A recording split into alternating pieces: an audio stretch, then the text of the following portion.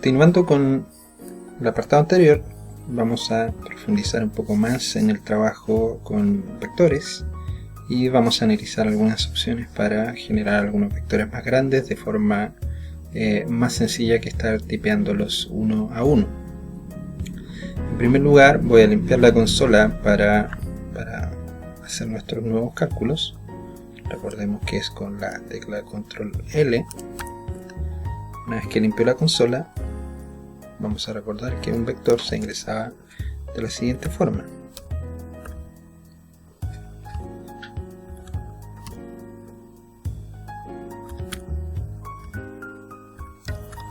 Como 4. Bien, teníamos un vector en este caso de 7 elementos. Recordemos que la manera de decirle al programa que estábamos trabajando con vectores era anteponer esa letra C, ahí, precisamente, en esa parte. ¿Okay? Una forma de trabajar con vectores a veces puede resultar necesario concatenar vectores propiamente tal. ¿Y a qué me refiero con concatenarlos? Por ejemplo, acá voy a crear un vector de nombre X con los elementos 1, 2 y 3 y voy a crear un vector Y con los elementos 4, 5, 6. ¿Bien? Si suponemos que para algún cálculo en particular yo requiriese tener un vector donde junto a ambos vectores en uno solo, aquello podría hacerlo mediante la siguiente orden, es decir, crear un nuevo vector que tenga a X y que tenga a Y como sus elementos. Ahora fíjense que ocurre lo siguiente: hemos juntado los vectores 1, 2, 3, 4, 5, 6, es decir, el vector X y el vector Y en un solo vector. ¿Okay? Así también a este nuevo vector, que lo voy a llamar W, lo podemos construir a partir de los vectores X e Y y además incluir de manera bastante natural más valores. 6, 9, por ejemplo. Entonces el vector W consta de los elementos del vector X y los elementos del vector Y más los elementos que acabo de incluir ahora. ¿Okay? Igualmente puedo asignar nombres a cada una de las, ya sea columnas o filas de un vector. Esto naturalmente puede facilitar la inserción de datos cuando necesito identificar cierta posición en particular. En este caso voy a ingresar un vector con caracteres, como ya vimos hace un rato, y voy a llamar red a Huey, blue a Dewey y green a Louis. ¿Ven? Entonces fíjense que este vector X tiene tres elementos que son caracteres, que tiene Wade, Dewey y Louis, cuyas categorías, digamos, son red, blue y green. Una cuestión que debe notarse en particular es que teníamos un vector X acá, tenemos un nuevo vector X acá. Lo que hice acá fue sobreescribir este vector al momento en que ingresé este vector. Esto significa que este elemento anterior ya no existe, por lo tanto siempre nos quedaremos con el último elemento que hemos tipeado. Así también, al asignar esta regla que tengo acá, lo que he hecho es crear un nuevo atributo para este vector, el cual es el nombre de cada una de las columnas en este caso, y eso lo puedo verificar si pido directamente los nombres de este vector, recordemos que el vector se llama x, y lo que haremos es, a través de esta función names, esperar a ver el resultado. Así también podemos utilizar otras funciones bastante interesantes para ahorrarnos trabajo al momento de tipear los datos que queremos ingresar al programa. Por ejemplo, está la función sec, que es la abreviatura de sequence, a partir de la cual lo que vamos a hacer es escribir una secuencia, por ejemplo, del 4 al 15. Entonces, en lugar de escribir 4, 5, 6, 7, 8, 9, 10, etc., vamos a hacer la secuencia directamente de esta forma.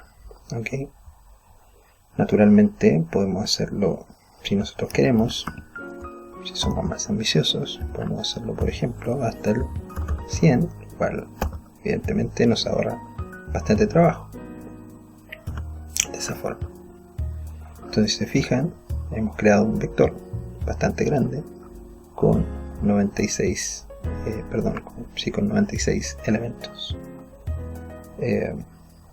Esto naturalmente no está limitado a números enteros, podemos hacerlo también con decimales. Por ejemplo, vamos a crear una secuencia desde el 1.65, 1.90 y vamos a pedirlo que lo haga en intervalos de 0.05.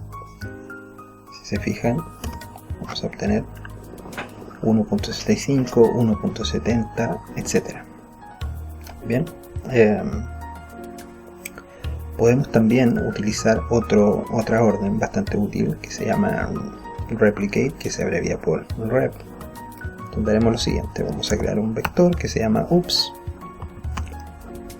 donde sus elementos son el 7, el 9 y el 13, y luego, utilizando la función replicate, es decir, rep, vamos a pedir que repita este vector 5 veces. ¿Ok? Entonces, si se fijan, al escribir eso, vamos a tener 7913, 7913, 7913, es decir, el vector ups repetido 5 veces. De la misma forma, podemos crear matrices a partir de lo que acabamos de hacer. Por ejemplo, vamos a reescribir nuevamente el vector x, haciendo una secuencia desde el 1 al 12, de esta forma, de manera tal que x ahora será una secuencia, ¿cierto?, de números enteros desde el 1 al 12, y vamos a cambiar a x, vamos a darle nuevas dimensiones, que vamos a decir que sea de dimensión 3,4. Fíjense que en este caso lo que estamos haciendo no es ingresar nuevos datos, sino hablar de nuevas dimensiones. Vamos a pedir que sea este vector de una fila y 12 columnas, vamos a reestructurarlo de manera tal de que sea un vector de 3 filas y 4 columnas. Bien, de manera tal que nos va a quedar naturalmente una matriz.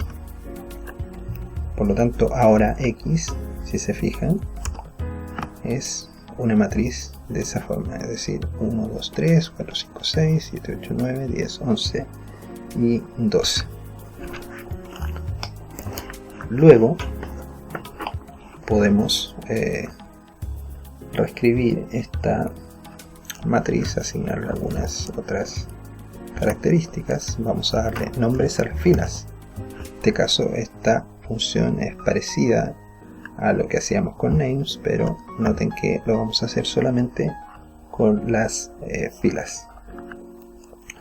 Entonces, al objeto x, nuestra matriz x, le vamos a asignar letras del abecedario desde la 1 hasta la 3, de manera tal de que ahora x tiene nombre de filas, en lugar de ser fila 1, fila 2, fila 3, ahora va a ser fila A, fila B y fila C. Y podemos hacer naturalmente lo propio con las columnas. Sí, los nombres de las columnas ahora van a ser letras desde el 4 hasta el 6, es decir, las 3 letras siguientes.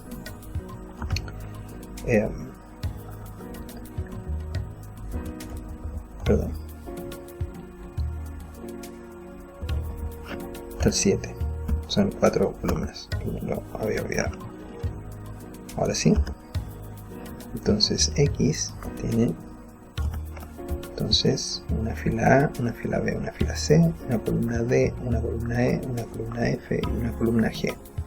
Ahora, como siempre, en este ejemplo puede que no tenga mucho sentido asignar estos nombres, pero en algún caso en particular en que deseemos recordar a qué se refiere cada fila y a qué se refiere cada columna, esto puede ser una característica bastante útil. Por cierto, al ser X una matriz, pueden aplicarse operaciones básicas sobre matrices, como por ejemplo, transponer la matriz. De esta manera, es decir, intercambiar el rol de las filas y de las columnas. Esto lo hacemos a través de este operador que está aquí, es una T, y el nombre del objeto, que en este caso es X minúscula. Entonces, si se fijan, ahora tenemos un vector de 4 filas y de 3 columnas y los roles han sido absolutamente intercambiados.